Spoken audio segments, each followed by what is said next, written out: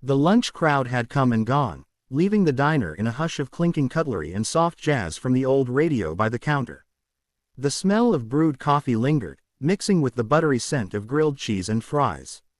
Lena sat alone at a small corner booth, finally taking her 15-minute break after hours of serving impatient customers. Her blue uniform was wrinkled at the elbows, her name tag slightly faded, but her posture was still neat, as if she took pride in even the smallest details of her work. She stirred her soup slowly, watching the swirl of steam rise and fade, a moment of peace she rarely got in her long days. Outside, the sky had turned overcast, the kind that promised rain but couldn't quite make up its mind. She glanced at the window and sighed, thinking about the bills waiting on her kitchen counter, the rent due next week, and the dream she barely dared to hold onto, her own cafe, small but warm, with her name on the door. She smiled faintly at the thought, then shook her head. Dreams don't pay rent, she muttered to herself. The soft chime of the doorbell broke the silence. She looked up automatically, old habit. A man walked in, tall and sharply dressed, the kind of person who looked too expensive for a place like this. His dark suit was tailored, his shoes polished to a mirror shine. But something about his eyes made him look out of place, restless, scanning the diner like a hunted man. He caught sight of Lena, hesitated, then strode straight toward her booth. Before she could ask if he needed a table, he slid into the seat across from her. His voice was low, urgent, but not threatening. "Please, pretend I'm your husband. Just for a minute." Lena blinked. What?" He glanced over his shoulder, and Lena followed his gaze. Two people had just entered the diner, a woman in a sleek white dress and a man with a camera slung around his neck. They were scanning the place, whispering, looking right past her and straight toward her table. The man across from her leaned closer, his cologne subtle but clean. "Please," he said again, his tone almost pleading. "I'll explain later." Lena's pulse quickened. She didn't know this man. But something in his expression, a mix of desperation and sincerity, made her nod before she could think twice. "Okay," she whispered. Instantly, he relaxed, his lips curving into an easy smile. He reached across the table, taking her hand as if it were the most natural thing in the world. "Honey," he said loud enough for the newcomers to hear, "you always know what to order. You pick for me." Her breath caught, her cheeks warming at the sudden intimacy of his tone. The woman in white approached, eyes narrowing. "Ethan, there you are. We've been looking everywhere." She stopped short, her gaze flicking to Lena, then to their joined hands. Ethan turned to the woman, still smiling. "I'm having lunch with my wife. Please excuse us." The silence stretched for a beat. The woman's expression shifted from confusion to disbelief. "Your wife," she repeated, the word dripping with skepticism. "Yes," Ethan said smoothly, his thumb brushing the back of Lena's hand like a silent reassurance. "We wanted some time away from the noise. You understand." The reporter hesitated, exchanging a glance with the woman, then shrugged. "Guess that's our cue." They left, muttering as the door chimed again. Only then did Ethan exhale, shoulders loosening. Lena pulled her hand back, still stunned. What on earth was that? He looked at her with a faint, grateful smile. "A rescue," he said.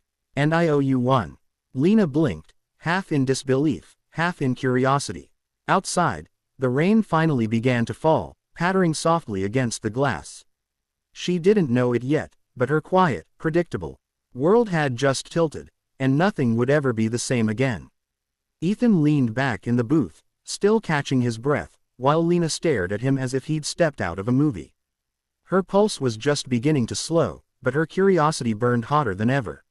She had seen strange customers before, people arguing over bills, couples breaking up, even one man who tried to pay her in casino chips, but never had anyone asked her to pretend to be their spouse. She folded her arms across her chest, her voice low but firm. "Okay, start talking. What just happened?" He gave a short, rueful laugh. "You wouldn't believe me if I told you." "Try me," she said, raising an eyebrow. Ethan rubbed the back of his neck, glancing toward the window as if to make sure no one else was watching. "That woman," he began, "was my ex-fiancée. She's persistent. I've been avoiding her for weeks, and I thought I'd finally shaken her off. Guess I was wrong." Lena tilted her head. "So, Instead of walking out, you decided to drag me into your drama. I panicked, he admitted. And you looked safe. Kind. He paused, his voice softening. And believable. Lena blinked, caught off guard by the sincerity in his tone. Believable. He smiled faintly. You don't wear masks. Most people do. The compliment landed unexpectedly, leaving her unsure whether to laugh or blush. She covered it with a sarcastic snort. Well, you've got nerve. Do you always involve strangers in your love life? Ethan chuckled, a low sound that made the air feel strangely lighter. Only when I'm desperate. Lena tried to stay annoyed, but something about him made it difficult. He wasn't arrogant like she'd first assumed.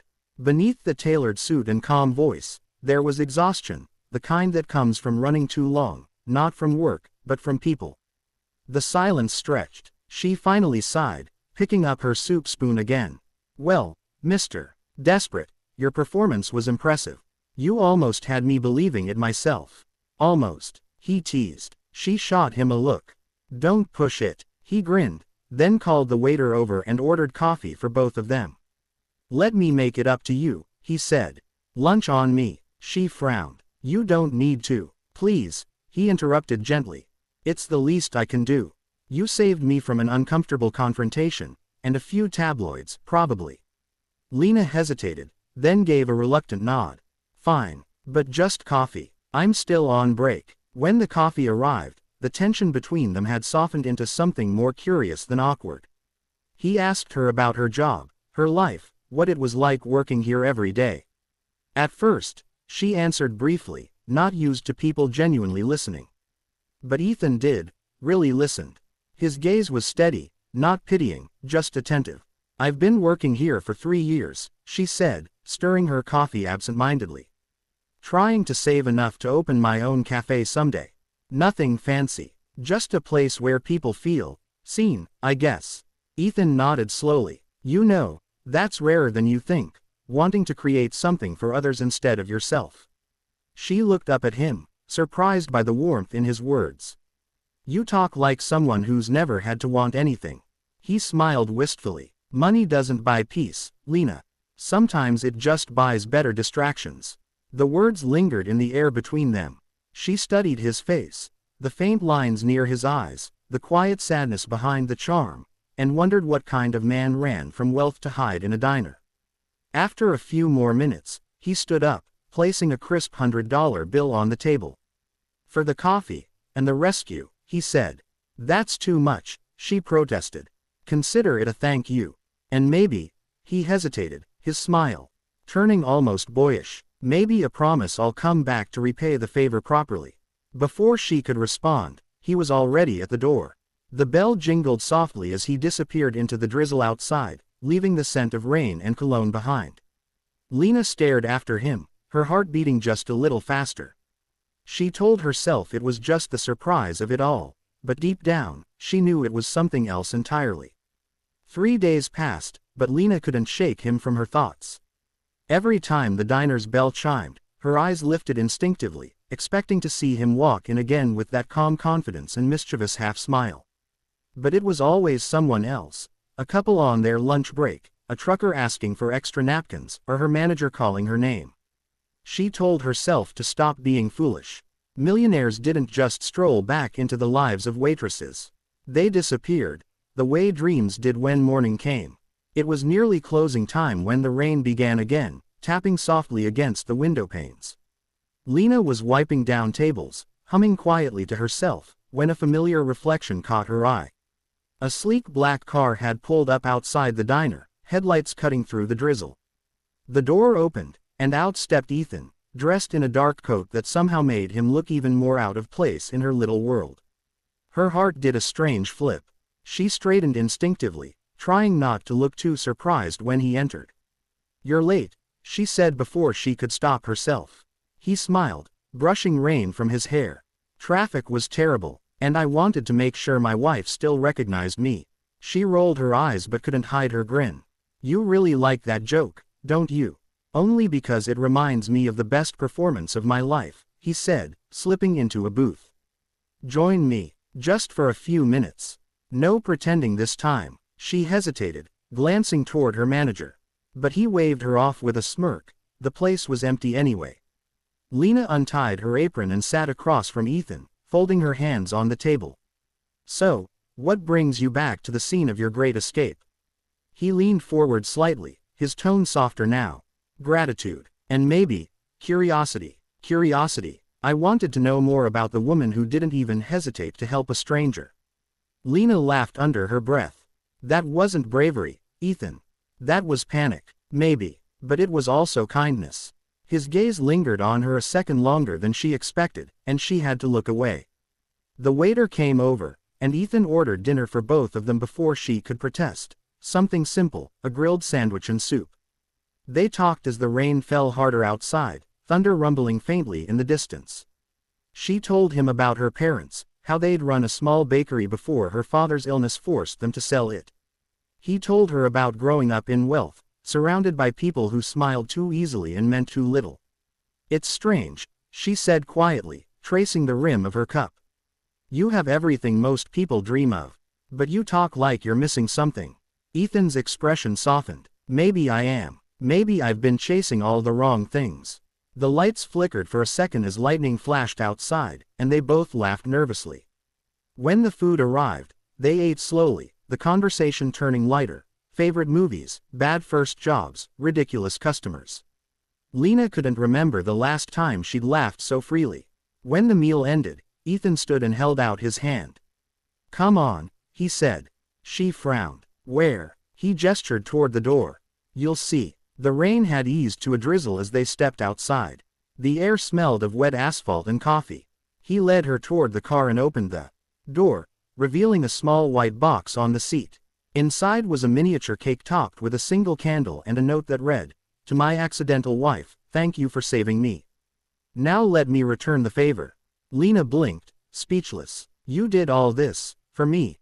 He shrugged, smiling. You made me feel human again, Lena. That's worth more than anything I own. Her throat tightened as she whispered, you don't even know me. Not yet, he said softly. But I want to. As the streetlights glowed around them and the rain began to fall again, Lena realized she was no longer just the waitress who'd been eating lunch alone. Something had shifted. Something fragile, real, and impossible to ignore.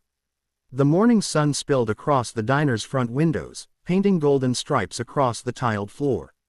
The familiar hum of chatter and clinking dishes filled the air, but today it sounded different, lighter, warmer.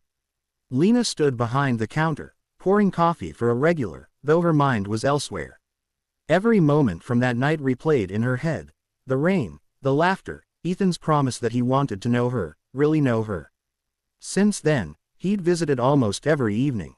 Sometimes for dinner, sometimes just to sit quietly while she worked.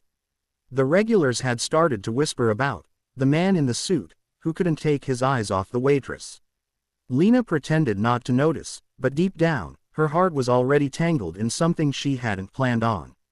That afternoon, Ethan appeared again, not in his usual car but walking, carrying a brown paper bag. He smiled when he saw her, and she felt her breath hitch, just a little. You're early, she said, setting down a tray. Couldn't wait, he replied simply, handing her the bag.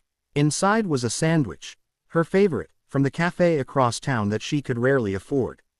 Lunch delivery for my favorite waitress. She laughed softly. You know I could have just made one here. I know, he said, eyes soft. But this one comes with company. They sat together in her usual corner booth, the same one where they'd first met. The world outside blurred as they talked, trading stories and teasing remarks like they'd known each other forever. Lena felt something bloom quietly in her chest, a mix of peace and disbelief. She didn't know what future they had, but she knew what she felt now. Just as she was about to ask him something, anything, the door opened, and the soft warmth in the room cracked. A tall woman in a sharp red dress stepped inside, her heels clicking against the floor. Lena froze. It was the same woman from before, Ethan's ex-fiancée. The woman's eyes found them instantly. Her lips curved into a cold smile as she walked over. Well, isn't this adorable? The millionaire and his charity case. Lena stiffened, color draining from her face. Ethan stood immediately, his expression hardening. Enough, Claire. But Claire only tilted her head. You really think she cares about you? She probably Googled you the moment you left. Lena's hands trembled. That's not true, she whispered, voice shaking. Ethan stepped closer to Claire, his jaw tight. You don't get to talk about her like that. She's worth more than anything money could buy, more than I ever realized until I met her. For a heartbeat, silence hung heavy in the air. Claire scoffed, muttered something under her breath, and stormed out. The bell chimed behind her, leaving the diner stunned. Lena turned away, embarrassed, blinking back tears. You didn't have to do that, she murmured. Yes, I did, Ethan said quietly. Because she was wrong. About everything. He reached into his coat and placed an envelope on the table. I've been looking for a way to thank you properly, he said. I think I finally found it. Lena frowned and opened it. Her hands froze. Inside were official-looking documents, stamped and signed. She scanned them, disbelief flooding her eyes. The diner's name was printed at the top, and under owner was her name. She looked up, stunned. Ethan, what is this? A gift, he said simply. You once told me you dreamed of owning your own cafe. I just made it official. Her voice trembled. You can't just give me a diner. Why not? He interrupted softly. You've given me something I couldn't buy, peace, happiness, a reason to stop running. Tears filled her eyes, blurring her vision. She tried to speak, but words failed. Ethan stepped closer, gently brushing a tear from her cheek.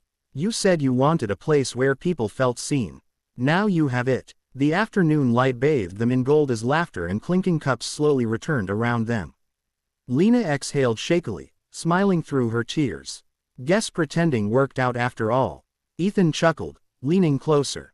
It stopped being pretend the moment I met you. Outside, the city hummed softly, a new day, a new beginning.